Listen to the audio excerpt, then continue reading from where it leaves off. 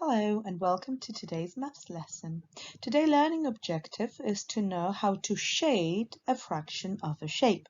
This is the second lesson on this topic out of 7. Pause this video and attempt all 6 questions on the retrieval practice. Now the answers are on the board. If you've got all 6 out of them, 6 out of 6 right, well done. If you know how to do the first one, you know how to round. If you've done the second one correctly, you know what are multiples and how to find the lowest common multiple of 3 numbers.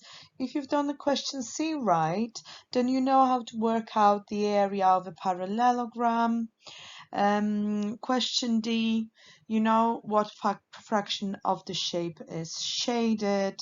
E, also you know what fraction of the shape is shaded, and you know how to simplify fractions as well if you've done this one correctly. And the question F, if you've done that one right, you know how to calculate the area of compound shapes.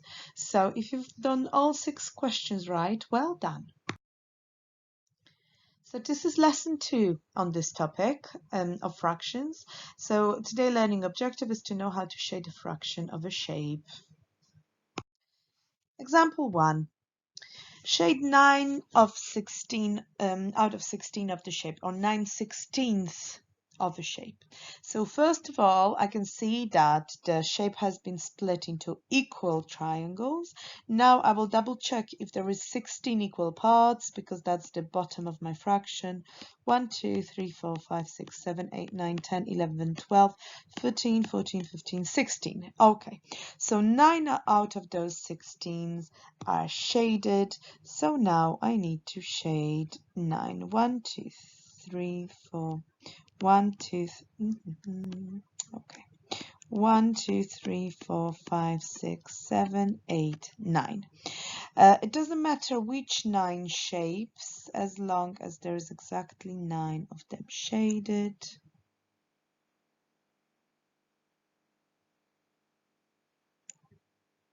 Okay, so I've shaded 9 out of 16, or 9/16 of the shape. Now pause this video and try to do we do.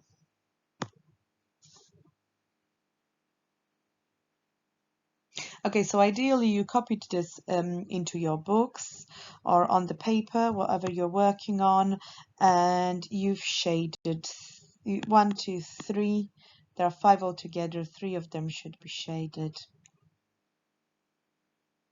So 3 should be shaded too. Left unshaded. So 3/5 of the shade is shaded. The shape is shaded. And now we've got some practice exercises. Pause this video for about 6 minutes and attempt all 8 questions.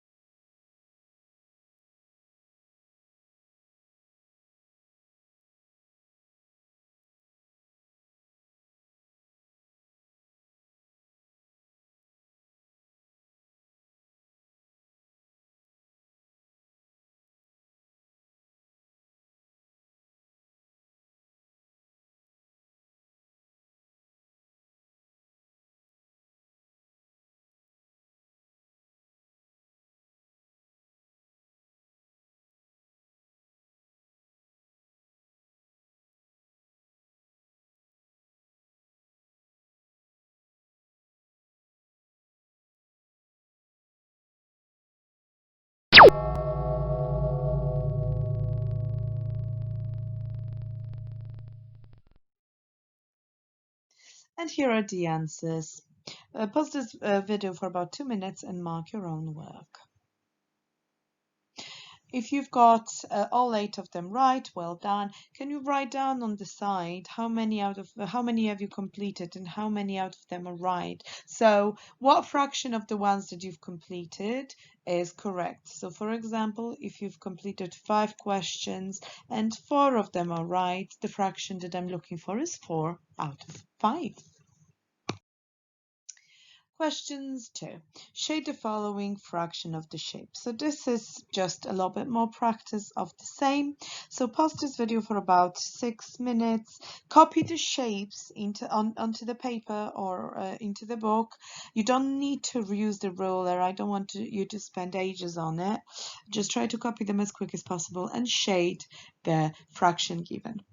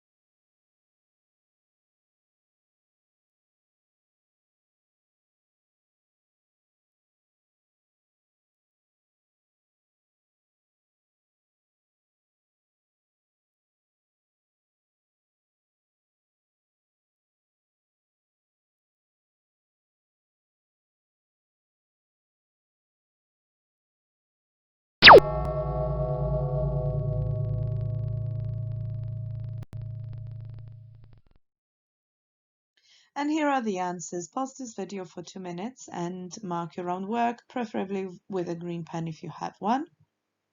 So I will just remind you that it doesn't matter which parts are shaded, as long that what matters is the number of parts shaded. So it doesn't matter, for example, with the first one, it doesn't matter which 5. I've shaded this 5, but if you've shaded this, and this, that's good as well. Or if you've shaded this,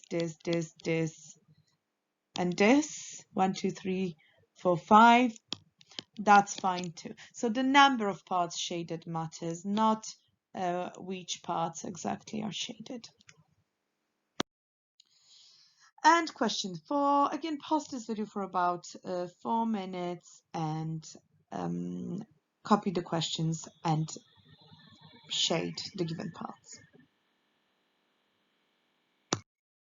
This one was a little bit more tricky, but because as you can see, there is 4 parts in one shape and 7 of them shaded. Okay, so can you mark your work out of how many? So if you've completed all 3 of them and 3 of them are right, well done. And question number 4, that's a little bit more practice of the same, but just to avoid confusion, I'm going to do the first one for you. So there are 3 whole shapes.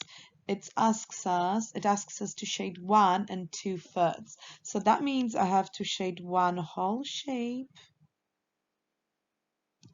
and 2/3 of the second shape. Okay, so now pause this video and attempt remaining 5 questions.